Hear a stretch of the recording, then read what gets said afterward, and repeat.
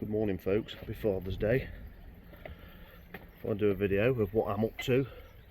I'm by the pond and I'm sat here, and as you do, and I've been threatening this for a while actually. I cleaned the top of my shower out in spring and re-put this temporary shading on. I say temporary, it's been up ever since I've had the pond, so I've not got around to doing the pergola yet. But anyway, I've upgraded the pump, as some of you will know from a previous video. So let me just move this out of the way, because I upgraded to the, I think it's a J-bow. It's like the Vario, so it's variable speed, because before it was running the J-bow. It's not 200 watt, it's 15,000. So that was a 5,000 litre pump on there before. There were two 5,000 litre pumps, one from the main bottom drain filtration system. There's brushes in the first chamber, some jack matting in there, and there's two I may as well get it out and have a look, can't I? Show you. There's two bags that I clamp on. Look at all the snails in there. Wow. I clean that out once a week, them bags, and the snails are just keep coming back, but I don't mind them doing no harm. They're obviously chewing something up in there, and it's quite, the clarity is quite good, so it's obviously something going on well. But anyway, so that flows through. There's a bucket in there with sponges, and then there's another one of these in there. If you look at my build videos, and it's like a block, a wall of sponges, so it has to go through the sponges horizontally, and then it goes into here through these two bags that have got drawstrings on, and there's a rainwater branch there that goes from one side to the other, and then it comes out there into the 5,000 litre pump, down the side, filtered water, and it goes over and through and down, over, down into the manifold to the plant filter, comes up, comes through and down, and then back through this and back through the bottom drain and starts all over again. And then there's a branch there, look, that comes up and over, and there's two valves, so I can, with a T, so I can turn the turn the plant filter off and open the water to here, so it circulates around the pump here. So if I have a real severe winter, I can shut that down altogether or clean it out, and then it'll keep the water flowing through here. And then the other line, skimmer, comes in, down there, through there, 15,000 litre, was 5,000 litres, upgraded it like I say, through there, through the wall, down the side. There's a T, goes on, shoots off down there, and then it branches up with a valve look, and then it goes to the back of the shower and into the top and through the shower and back in the pond and back through the shower. And at the top of the shower there is sponges, which I clean out about once a year. And then the branch just goes down the side, look, you can see another valve, and then it comes, that's closed at the moment, look, it's going a long ways, it's closed, and that goes up and it comes out just there. So I can shut that valve off and that can circulate through. So I can keep the shower running, I can have the system completely running without the shower and the plant filter. So if we ever want to add any chemicals or anything, I can shut them down, or whatever, or in winter maintain them, and that's what I'm going to do now. So what I've been threatening, like I said, I've already cleaned the sponges out this spring, and what this shower's meant to do, the water's meant to come through, and the velocity is meant to, it's got like a foam fractionator in it, and inside this bottom bit, obviously with the way the water's designed to come down, it comes down, obviously it's meant to hit and cause a big disturbance, and that's when the foam is meant to be created. And then there's an outlet on the other side. See these two cap ends here? Well, there's an outlet on the other side, and there's just a bit of tube coming out, just a bit of, so it's like an outlet for the actual foam to come out. Now on the top of this, if you look at the back, there's an airline, a big airline, and that goes up the top and that's fed in at the top. So I'll just show you that. So that, you can't see the bugger because of all this. I've got to take all this off because, like I say, let me get that off. Here we go. So that's just a branch. The ear's off at the moment because it's in me. It's all timed so it can go off when I want, when it's feeding. I've got an automatic feeder, so everything goes off for an hour, 4 times a day. 9 o'clock the last one at night. And that's the back end of all that. Oh, there comes the wind. Forget the sound. I know my sound quality is not as good on my phone anymore because I've got a, it's all encased. I've got a new case on it, so I think I'm going to have to start taking that off. So I'm aware that the sound's not as good quality, but bear with me. My Westie, little guard dog. That might be my wife coming back from work. So that's that, start that pot. I'm going to come back once it's all dismantled, show you how it is, okay? I'll be back soon.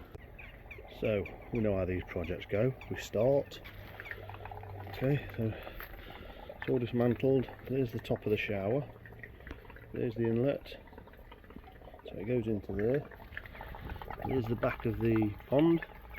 Now, fortunately for me, the netting grabbed hold of the bloody that, and that collapsed, fell onto there, that jumped over here, and then that ended up in the pond.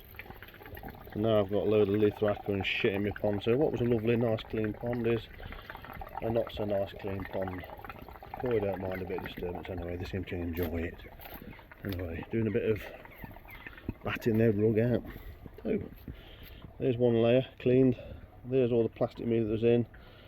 What I found out, and I knew about this anyway, is the bags deteriorated, the lithoacre on my last, not that one there, which is on the, that's the bottom level, that's the second to bottom, that had all the lithoacre in it, and then it had some of this plastic media on top. So that for me in my mind was like a polishing media, so to bring the, you know, balance the pH a little bit.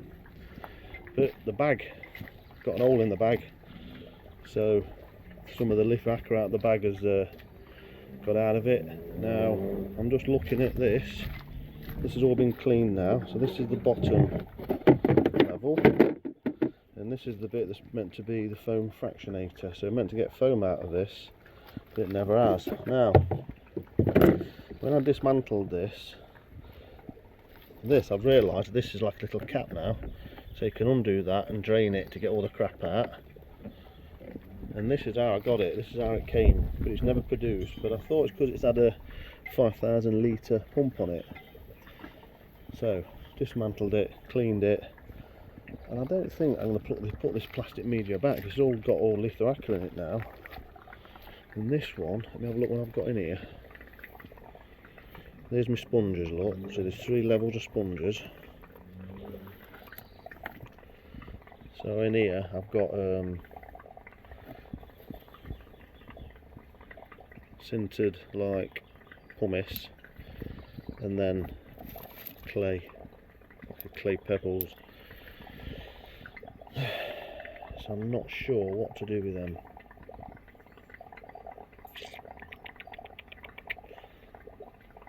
So each tray is the same, and then this goes on top. This is the spray bar, and it obviously goes like that.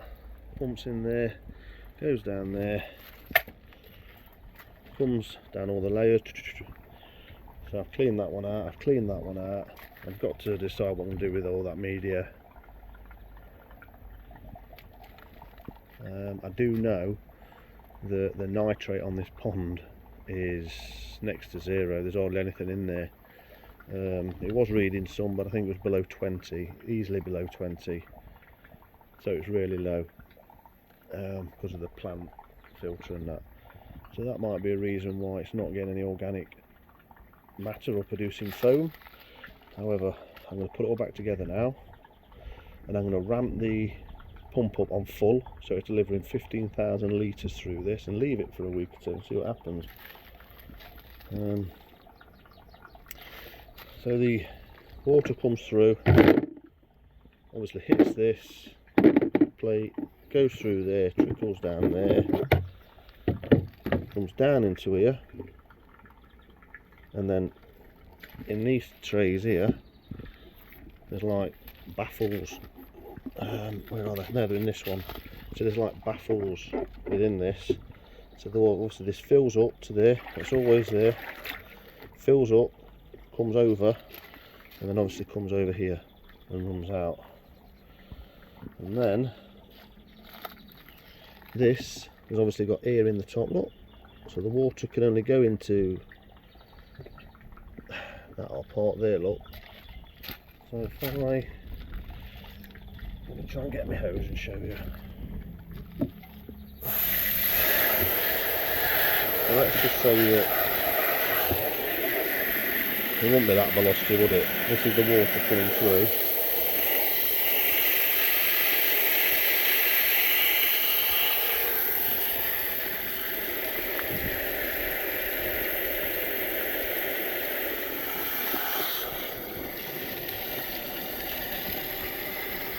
Obviously the water would be coming, get it straight, coming through this, and then that would be creating the disturbance, I'm thinking, to then get the little air gap in here, so it creates disturbance. So in the top of this, the extra inch, this foam should be created, and then it collects, obviously fills this up, and then obviously should push out of here, and that should just start bubbling foam out, but it never has. I'm not so starting to see what sort of that give.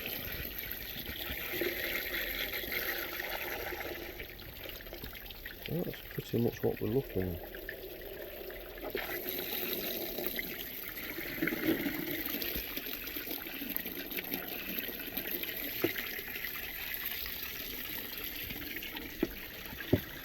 Kind of,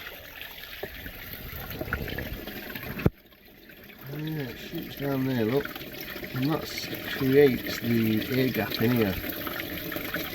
So this technically should be collecting foam, but what is bothering me a bit is why under these holes won't they air up?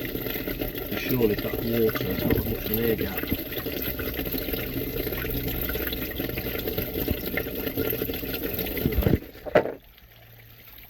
I'm going to shut this off now and decide. I was thinking of just taking one of the tiers off and going lower, but now I'm thinking putting them back to normal, because surely the higher it is, the more velocity I'm going to get pulling through the gravity. And to conclude the video, the shower's back up and running. What a nightmare.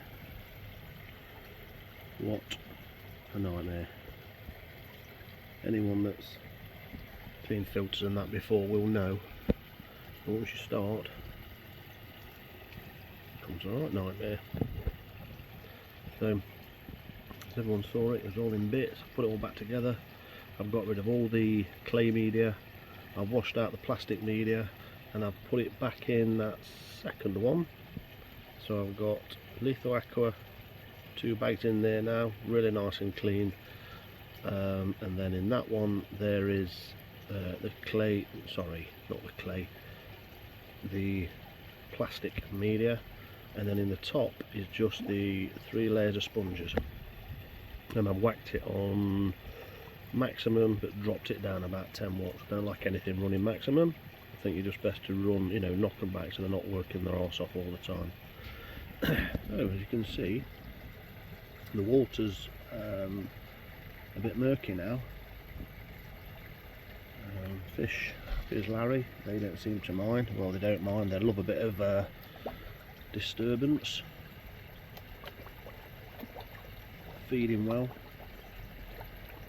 so I'm not going to bung anything else in there because I've got the skimmer on, and the skimmer will just get the food and draw it in. So that's back up and running. I've changed what I've done. I took the actual that weir at the bottom, and the outlet that was on the other side I've swapped to this side, and it's got the hole, it's not a perfect circle, it's like an oval, so I've raised it right up because I wonder if it dropped. It's been a nightmare actually, because when you tighten plastic fittings up sometimes they keep jumping back and you can't get them tight, so I've had to tie them and glue them in. And that one on the other side has got a bit of a leak, I think, so I'm going to have to get some HA6 and just bung that round, and hopefully that'll seal it. Everything's got to tidy up. The plant filter is doing great. So I've jumped down. There you go. Plant filter. Beautiful. So it's opened up a bit now. Got some primulas in there. So that's the plant filter. Doing great. Grasses at the back. And then I've just made these edging just for a natural edge, like an hydroponic tray there with ferns in. I've redone this. I put a piece of wood up there, look, just to hold this up till I get my pergola done one day. And then what I'm going to finish off on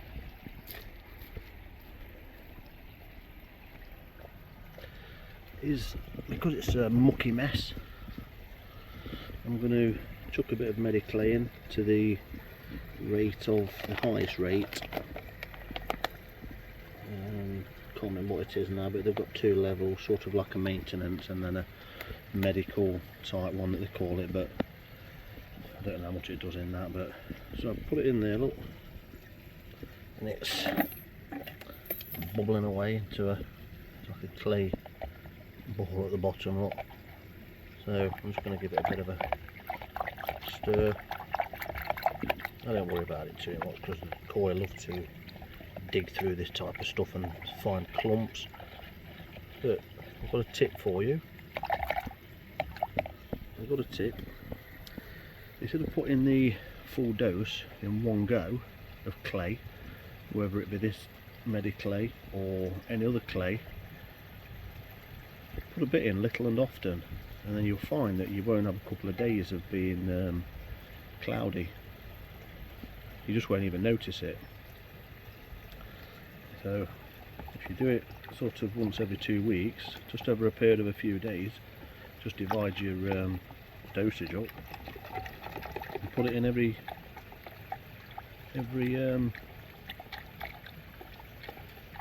day or so.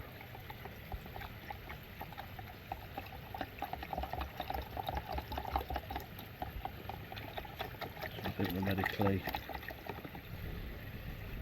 is about ready there. There's sticky stuff. I'm just gonna bring it in. I don't fanny about.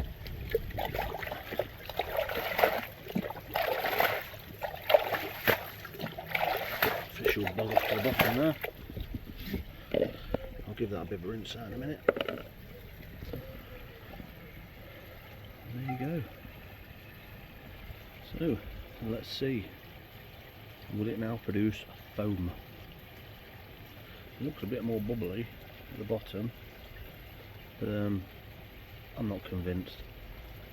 I've put that on this side so I can see the outlet of the foam, so I can, if it does start going, I can see it producing, can't I?